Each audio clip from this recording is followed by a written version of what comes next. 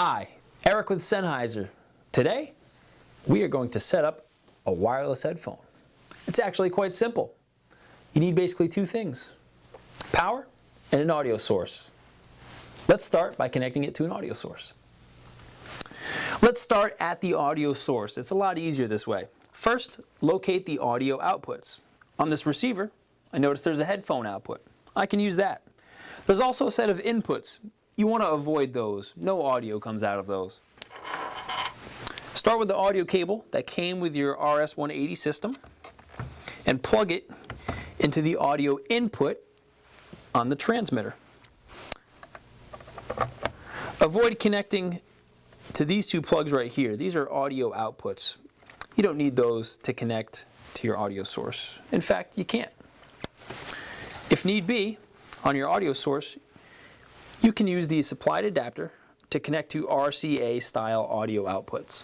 Those are always located on the rear or side of your audio source, never on the front. Again, the front are inputs. You don't want to connect to inputs. You want to connect to outputs.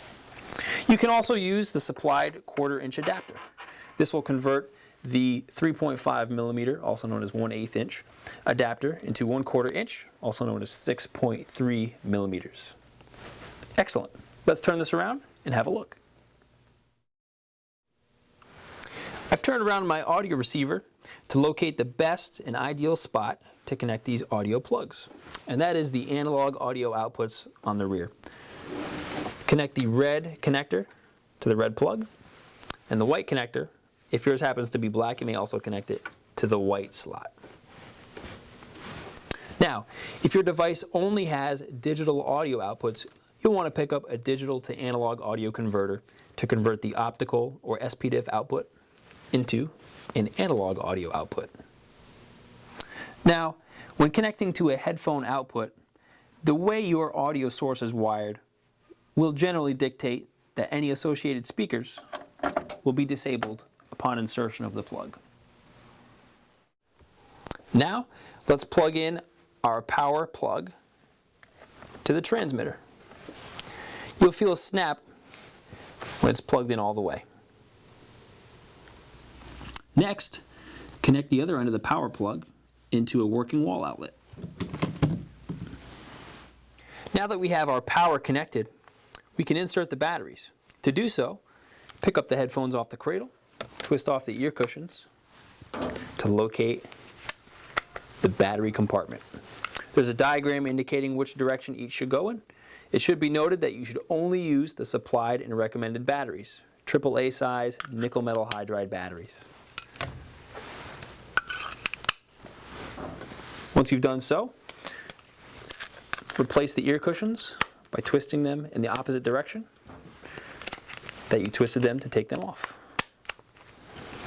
Place them back on the charging cradle. Notice that there's contacts underneath the headband. Those must make proper contact with the charging cradle. Once they do so, the charge light will illuminate. Here it is orange. When they're finished charging, it will turn green, indicating they're ready for use.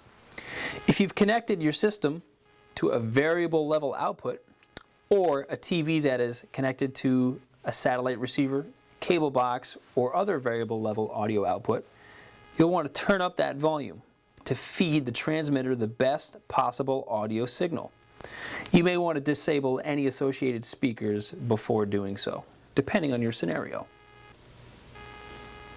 About 80% should be just fine.